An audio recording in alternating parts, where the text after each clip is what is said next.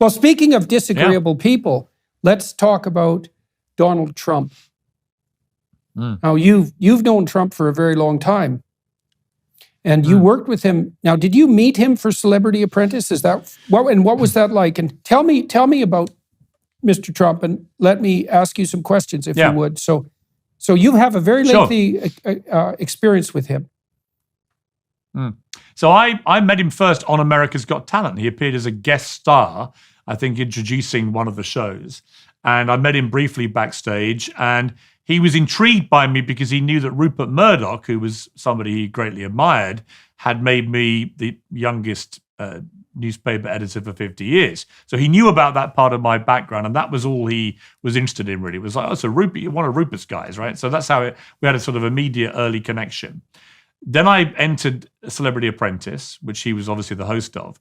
And it was a pretty fascinating experience looking back, because night after night, I ended up winning the show pretty much by behaving how I thought Trump would want me to behave. So I read The Art of the Deal, his book, about 4 times before I went out there, and just played it tough and hard and to win, which I knew would be all traits he would find impossible to say were not good things. To the degree, actually, that when I won, his last words were, Piers, you're arrogant, you're obnoxious, you're possibly evil, but you beat the hell out of everybody. You're my Celebrity Apprentice. When he won the presidency, I sent him the same note.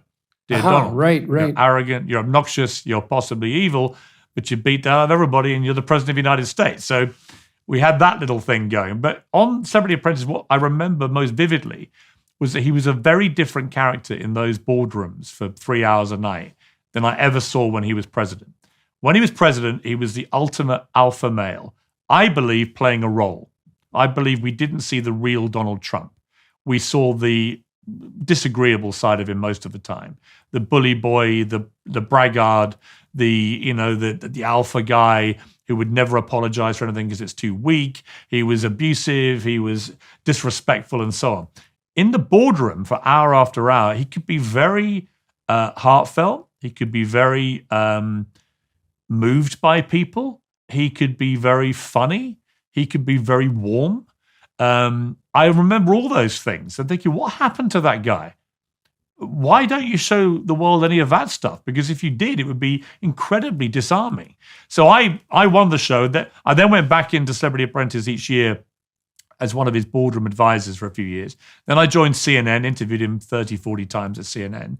Then he becomes the president of the United States. And suddenly I've got this guy that I've become pretty friendly with, who used to ring me every 3 or 4 weeks for a chat about life.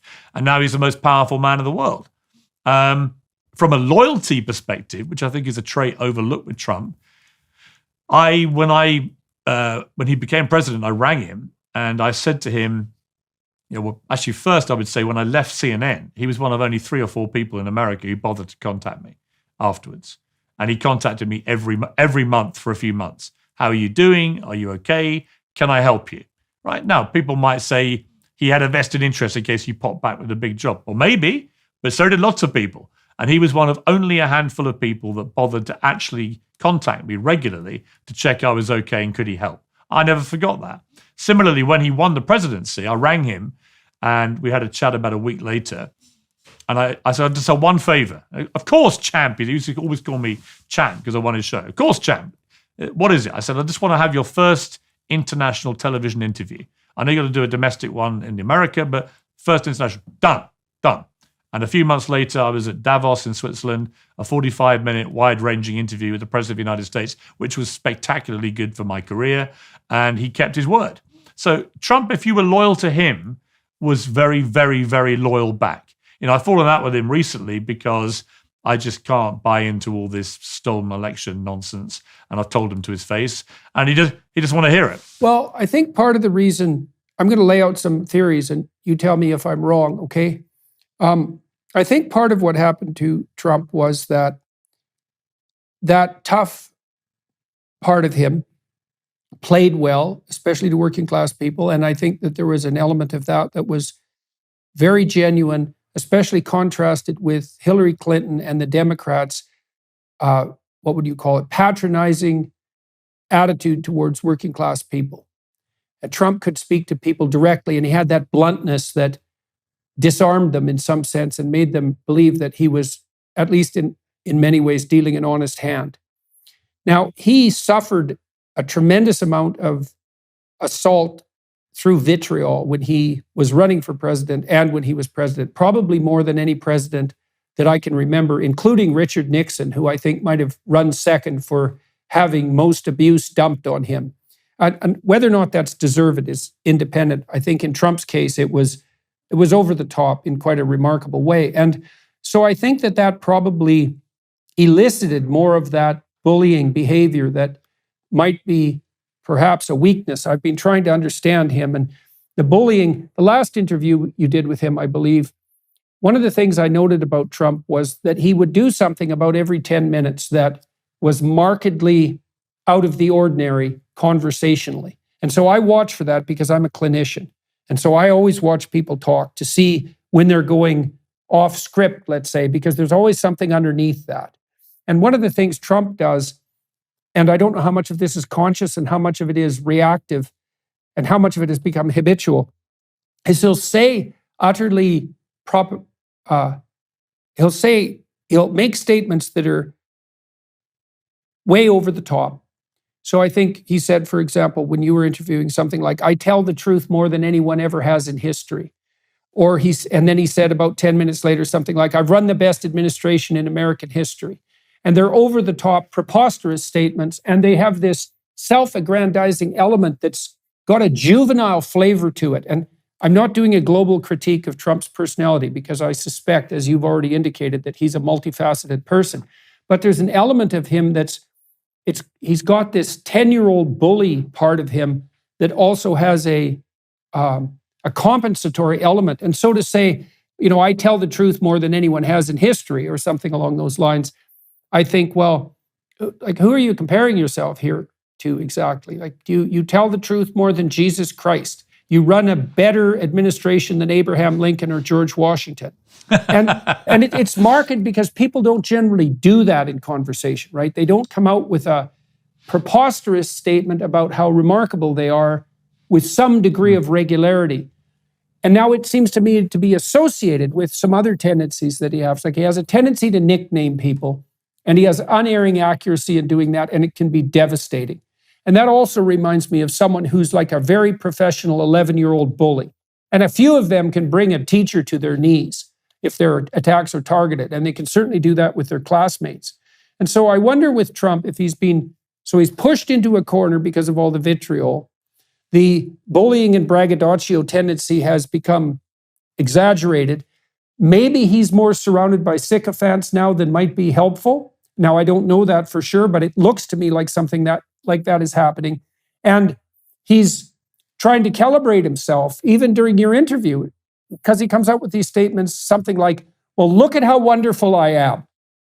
And I think, well, maybe if he would have got credit for some of the things that he did that were actually pretty positive, like not having America dragged into a war and like also fostering the Abraham Accords, that he wouldn't be so inclined to be compensatory in that manner.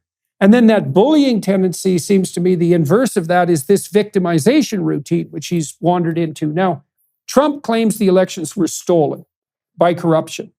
And I would say part of the reason people find that credible is because the American left-wing establishment and the liberal establishment, for that matter, were unbelievably vitriolic to Trump and stooped pretty much to anything in order to devalue and criticize him, no matter how unfair and how over the top. And that generated a fair bit of sympathy on people's part. And I think it generated a sense that he was, in some global sense, treated unfairly. But I can't see that there's any legal evidence that's been compelling that he's been able to bring forth that the elections were legally conducted in an improper and corrupt manner. And so then what I see happening with Trump is that he's fallen prey to the very victimization narrative that he purports to stand against. And so he's gone off brand. It's like, well, Mr. Trump, you're the winner. You're the guy who doesn't have things stolen from him by callow fools. You're the leader of the free country. You can stand up to the dictator of North Korea and to Vladimir Putin himself. You're a winner. And that's your brand. And yet the election was stolen from you. And now your story is it was stolen. and everything's corrupt and all the institutions are corrupt, which is exactly what the left-wing radicals are saying. And there's very little positive messaging tied up in that, and it's hamstringing the Republicans. And so, well, that's how it looks to me. And so I'm wondering, you know Trump very well. Am I not giving the devil his due in this situation? Am I off in my analysis in some important way? No, I think you're spot on. And I think some interesting points you raised there. I mean, I've always thought Trump is a unique character in that he has the thickest skin of anybody I've ever seen in public life and also the thinnest skin. So he'll react with ridiculous oversensitivity to every slight and come out punching, but he's able to withstand the kind of pressure or scandal that would engulf and destroy every other politician I've ever encountered.